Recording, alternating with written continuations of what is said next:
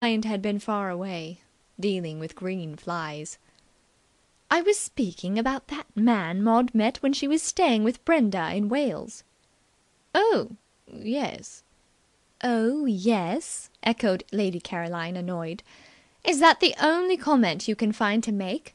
Your only daughter becomes infatuated with a perfect stranger, a man we have never seen, of whom we know nothing, not even his name, nothing except that he is an American and hasn't a penny.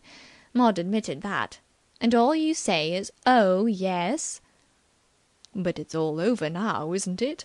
I understood the dashed affair was all over." "We hope so. But I should feel safer if Maud were engaged to Reggie. I do think you might take the trouble to speak to Maud." "Speak to her? I do speak to her." Lord Marshmoreton's brain moved slowly when he was preoccupied with his roses. "We're on excellent terms." Lady Caroline frowned impatiently.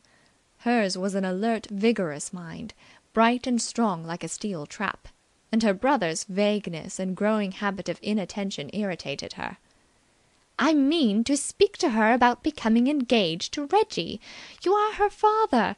Surely you can at least try to persuade her." "Can't coerce a girl." "I never suggested you should coerce her, as you put it. I merely meant that you could point out to her, as a father, where her duty and happiness lie." "Drink this!" cried his lordship with sudden fury, spraying his can over the nearest bush, and addressing his remark to the invisible thrips. He had forgotten Lady Caroline completely. "Don't stint yourselves. There's lots more." A girl came down the steps of the castle and made her way towards them. She was a good-looking girl, with an air of quiet efficiency about her. Her eyes were grey and whimsical, her head was uncovered, and the breeze stirred her dark hair. She made a graceful picture in the morning sunshine, and Reggie Byng, sighting her from the terrace, wobbled in his tracks, turned pink, and lost the thread of his remarks. The sudden appearance of Alice Faraday always affected him like that. "I have copied out the notes you made last night, Lord Marshmoreton. I typed 2 copies." Alice Faraday spoke in a quiet, respectful, yet subtly authoritative voice. She was a girl of great character. Previous employers of her services as secretary had found her a jewel. To Lord Marshmoreton she was rapidly becoming a perfect incubus. Their views on the relative importance of gardening and family histories did not coincide. To him the history of the Marshmoreton family was the occupation of the idle hour. She seemed to think that he ought to regard it as a life work. She was always coming and digging him out of the garden and dragging him back to what should have been a purely after-dinner task. It was Lord Marshmoreton's habit, when he awoke after one of his naps, too late to resume work, to throw out some vague promise of attending to it tomorrow. But, he reflected bitterly, the girl ought to have tact and sense to understand that this was only polite persiflage, and not to be taken literally. "They are very rough," continued Alice, addressing her conversation to the seat of his lordship's corduroy trousers. Lord Marshmoreton always assumed a stooping attitude when he saw Miss Faraday approaching with papers in her hand, for he laboured under a pathetic delusion, of which no amount of failures could rid him, that if she did not see his face she would withdraw. "You remember last night you promised you would attend to them this morning?" She paused long enough to receive a non-committal grunt by way of answer. "Of course, if you're busy," she said placidly, with a half-glance at Lady Caroline. That masterful woman could always be counted on as an ally in these little encounters. "Nothing of the kind," said Lady Caroline crisply. She was still ruffled by the lack of attention which her recent utterances had received, and welcomed the chance of administering discipline. "Get up at once, John, and go in and work." "I am working," pleaded Lord Marshmoreton. Despite his 48 years, his sister Caroline still had the power at times to make him feel like a small boy. She had been a great martinet in the days of their mutual nursery. "The family history is more important than grubbing about in dirt," I cannot understand why you do not leave this sort of thing to Macpherson. Why you should pay him liberal wages and then do his work for him, I cannot see. You know the publishers are waiting for the history. Go and attend to these notes at once." "You promised you would attend to them this morning, Lord Marshmoreton," said Alice invitingly. Lord Marshmoreton clung to his can of whale oil solution with the clutch of a drowning man. None knew better than he that these interviews, especially when Caroline was present to lend the weight of her dominating personality, always ended the same way. Yes, he said. "Tonight, perhaps. After dinner, eh? Yes, after dinner. That will be capital."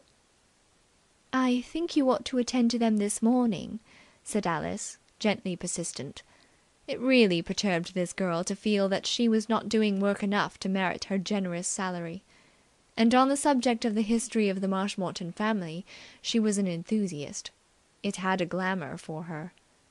Lord Marshmoreton's fingers relaxed their hold. Throughout the rose garden hundreds of spared thrips went on with their morning meal, unwitting of doom averted. "Oh, all right, all right.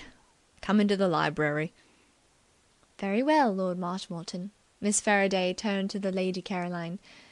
"I have been looking up the trains, Lady Caroline. The best is the 12:15.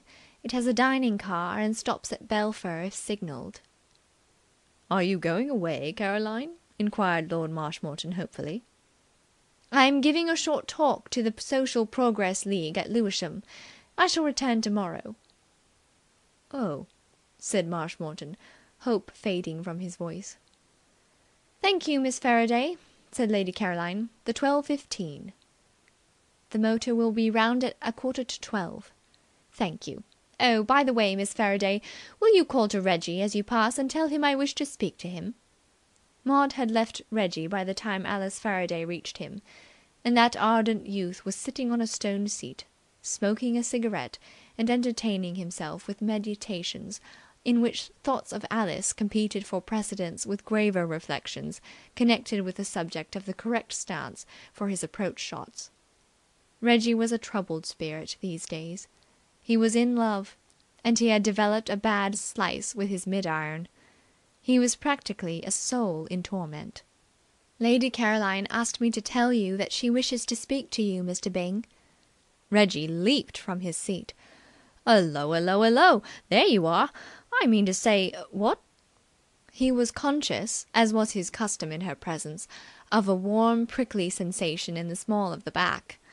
Some kind of elephantiasis seemed to have attacked his hands and feet, swelling them to enormous proportions.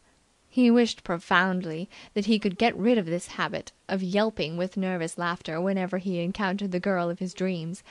It was calculated to give her a wrong impression of a chap, make her think him a fearful chump and what not. "Lady Caroline is leaving by the 12:15. "That's good. What I mean to say is Oh, she is she? I see what you mean." The absolute necessity of saying something at least moderately coherent gripped him. He rallied his forces. "You wouldn't care to come for a stroll after I've seen the mater, or a row on the lake, or any rot like that, would you?" "Thank you very much, but I must go in and help Lord Marshmoreton with his book." "What a rotten what a damn shame!" The pity of it tore at Reggie's heartstrings. He burned with generous wrath against Lord Marshmoreton, that modern Simon Legree, who used his capitalistic power to make a slave of this girl and keep her toiling indoors when all the world was sunshine. "Shall I go and ask him if you can't put it off till dinner?" "Oh, no, thanks very much. I'm sure Lord Marshmoreton wouldn't dream of it." She passed on with a pleasant smile. When he had recovered from the effect of this, Reggie proceeded slowly to the upper level to meet his stepmother. "Hullo, mater. Pretty fit and so forth. What did you want to see me about?" "Well, Reggie, what is the news?" "Eh? What? News? Didn't you get hold of a paper at breakfast? Nothing much in it. Tam Duggan beat Alec Fraser 3 up and 2 to play at Prestwick. I didn't notice anything else much. There's a new musical comedy at the Regal. Opened last night, and seems to be just like mother makes. The Morning Post gives it a topping notice. I must trickle up to town.